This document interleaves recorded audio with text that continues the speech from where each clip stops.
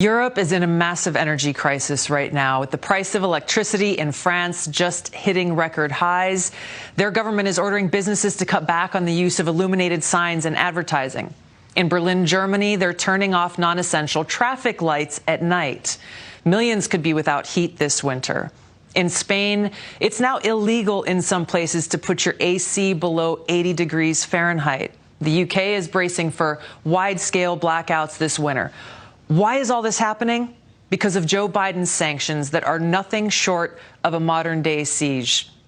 Now, this comes at a great cost, but Joe Biden told us, hey, this is necessary to defend Ukraine.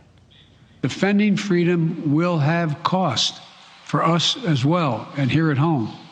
We need to be honest about that.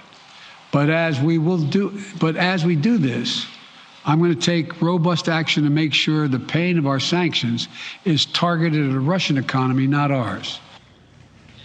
Now, there are costs for us, but it's not Joe Biden paying the price. Vladimir Putin is not either. Russia's energy revenue is higher now than before the war in Ukraine began. This is a supply problem that Joe Biden created, one that Russia is now profiting from. There is no cost, no amount of death, destruction, and suffering that'll get in the way of permanent Washington fulfilling their agenda.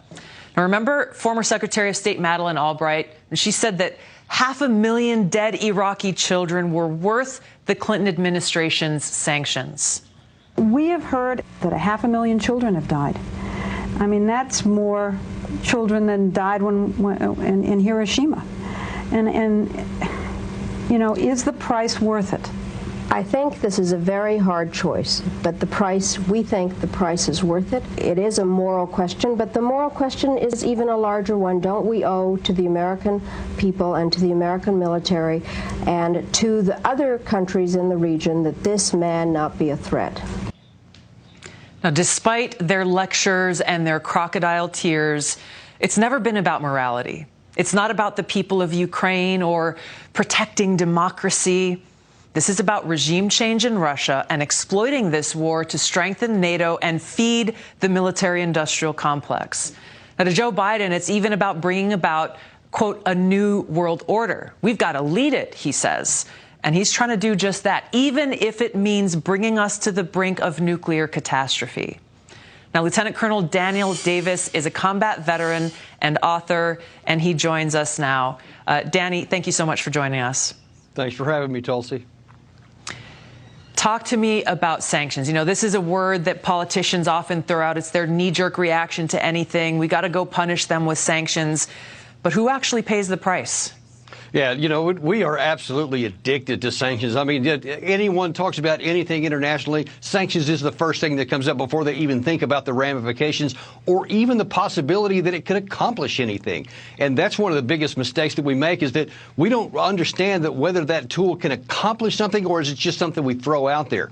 Now, in this particular case, I think it's really important to point out that if the president was asking us to potentially sacrifice something that could actually make a difference, that could potentially turn the tide of the war, that might be one thing. Potentially the cost would be worth it.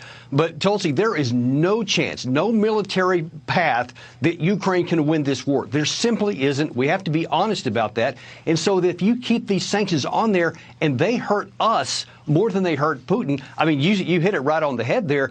Because the sanctions have limited how much oil they have sold the Russians, and it has accelerated the amount of money that they've made. So it's not working on them. But as you pointed out there, all those problems about Europe, it's about to hit even worse, and it could come back on our country as well. And this winter could be a very decisive case in this whole war if the Western people across the Western world turn against us, because they're saying, hey, we don't recognize an actual threat of any kind of invasion from Russia, but we sure do recognize the cost that we're paying.